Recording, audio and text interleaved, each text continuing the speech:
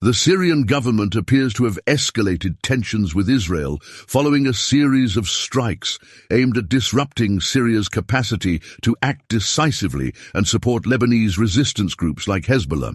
These strikes, violating the territorial sovereignty of Syria, have become a cause for concern within the Bashar al-Assad government, still grappling with the aftermath of a decade-long civil war. The recent confirmation from the occupation force reveals airstrikes on Syrian army infrastructure, purportedly in response to rockets targeting the Golan Heights. Israeli combat aircraft also targeted Hezbollah positions in Lebanon, near Yarun. OMT News cited reports from the occupation force, which states that the rockets hit open areas, with some landing close to Golan communities, as seen in dashcam footage circulating on social media. Additionally, Occupation Air Force jets intercepted 2 drones, apparently launched from Syria toward northern Israel. While unverified, a video circulating online shows what is claimed to be the aftermath of the alleged drone attack.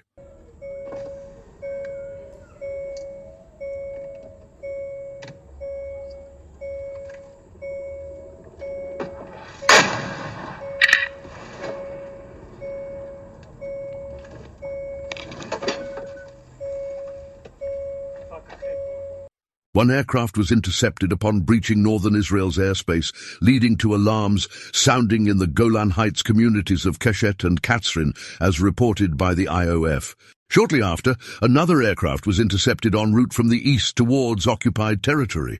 Tensions are escalating, raising questions about the occupation force's control over the Golan Heights. Since October 7th, there have been speculations that Syria might aim to reclaim the Golan Heights to bolster its domestic government support. This speculation is rooted in the notion that occupation forces facing challenges in Gaza could heighten tensions in the Red Sea and Lebanon. In such a volatile situation, Syria might attempt to reclaim the Golan Heights, while the occupation force is preoccupied with Palestinian resistance. The recent attacks on the Golan Heights might signal a preparation for such a move. However, there's deeper reasoning behind this decision to initiate hostilities in the Golan Heights. For the first time since the occupation began, Syria is contemplating using force to regain its territory. Efforts toward diplomacy have been tenuous, especially with the United States, a major supporter of the occupation that temporarily holds Palestinian lands, acting as a barrier to Syria's aspirations. On September 26, 2023, Syria took a diplomatic approach as its UN ambassador, Bassem Sabag, addressed the UN General Assembly, affirming that reclaiming the Golan Heights is an inherent right not open to compromise or pressure.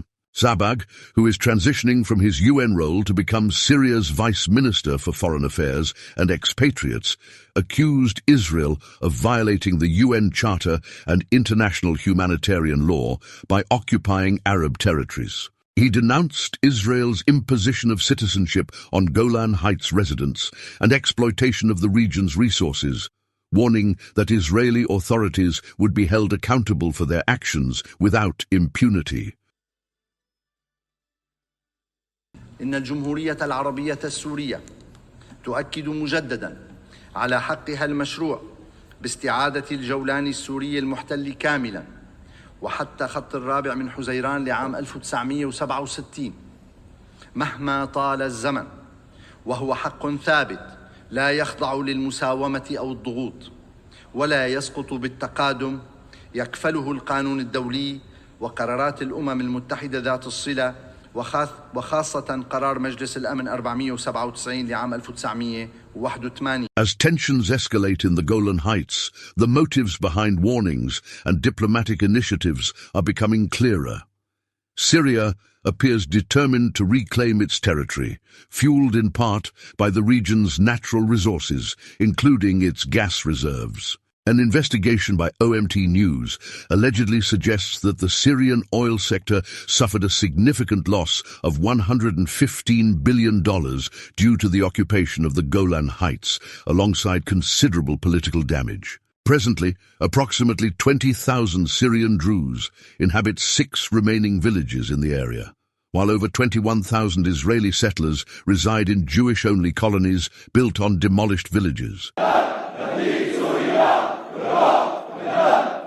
Within this region, AFEC Oil and Gas, an occupation-affiliated company, holds an exclusive license for exploratory drilling. AFEC is a subsidiary of Genie Energy Limited, a New Jersey-based company with former U.S. Vice President Dick Cheney as an advisor. Despite Israel's 1981 annexation claim, similar to the situation in East Jerusalem, the international community doesn't recognize this move. While citizenship was offered to the remaining indigenous Syrian population, most declined, holding Israeli-issued travel documents, categorizing them as stateless. These individuals now increasingly seek liberation by the Syrian government. Recent actions by the Syrian government and various resistance movements may prompt discussions about the return of this vital territory, known not only for its natural resources like gas, but also as a significant source of fresh water for both the occupation and neighboring Jordan. We encourage your support by sharing and liking this video to spread awareness. Subscribe to stay updated on the latest news from Palestine. Until next time, let's work towards peace.